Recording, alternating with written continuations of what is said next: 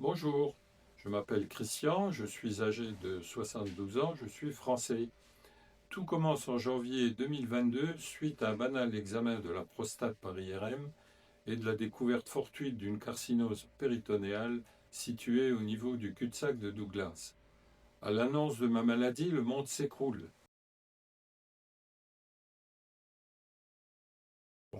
Les médecins n'arrivant pas à identifier ma maladie, je n'ai bénéficié d'aucune explication, de traitement ni de pronostic.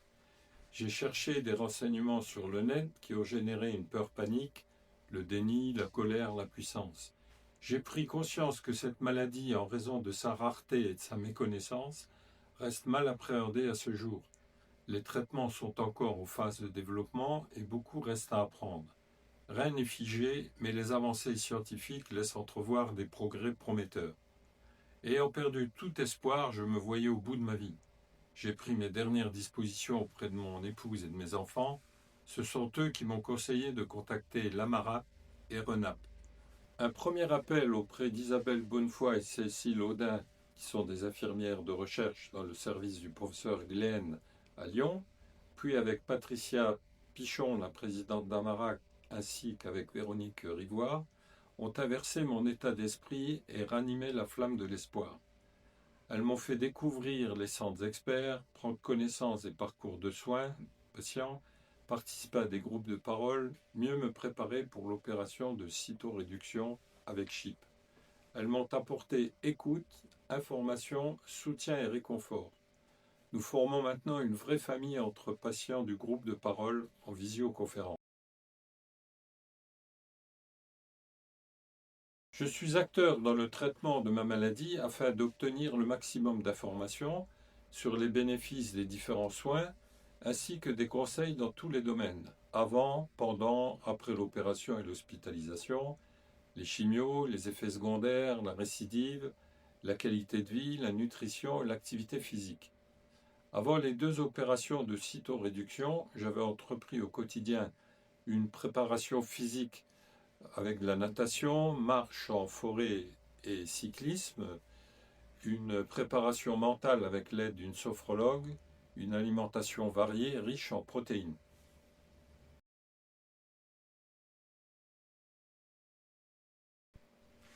Bien que solliciter un second avis soit légitime, il est trop rarement réalisé car le patient a peur de perdre la confiance, de blesser ou faire preuve de défiance envers son médecin. Je n'ai pas réussi à en obtenir malgré mes demandes réitérées. Mon dossier a été examiné par la docteure Olivia Sgarbura de Montpellier grâce à une relation familiale, la docteure Evelyne Verdanet, anatomopathologiste. La maladie est identifiée, mésothéliome péritonéal malin primitif. La MARAP m'avait aussi conseillé de demander par mail l'avis du professeur Glenn.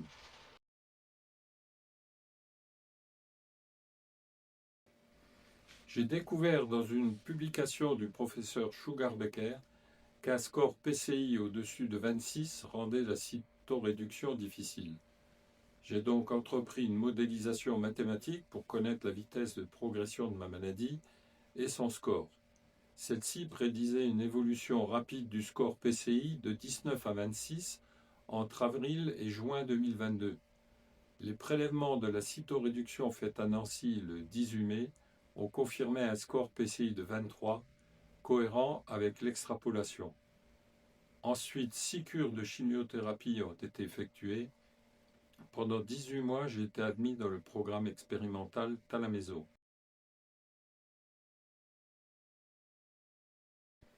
En mai 2024, une IRM de la prostate montre un nouvel épanchement péritonéal. Le professeur Olivier Gléhen à Lyon m'a pris en charge avec beaucoup d'humanité. Il a été rassurant et a répondu à toutes mes questions de façon compréhensible.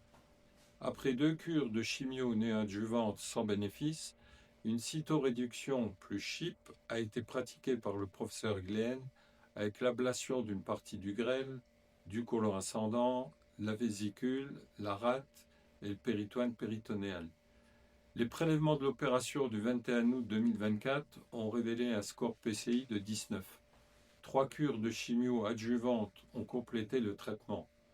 À Noël 2024, le professeur Glenn m'annonce la rémission de la maladie qui sera confirmée fin mars 2025. Après plusieurs occlusions intestinales, avec l'aide du professeur Glenn, j'ai trouvé une méthode pour retrouver un transit normal et mener une vie quasi normale. Je remercie l'AMARAP et tous les bénévoles pour leur dévouement et leur disponibilité. Je remercie les professeurs, chirurgiens, oncologues, chercheurs et soignants pour leur accompagnement dans mon parcours de soins et leur contribution à mon rétablissement.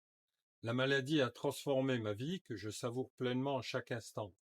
C'est grâce à mon épouse et mes enfants qui m'ont accompagné au quotidien que j'ai pu traverser cette terrible épreuve. Je souhaite que mon témoignage soit un message d'espoir car la vie est belle. Merci à tous.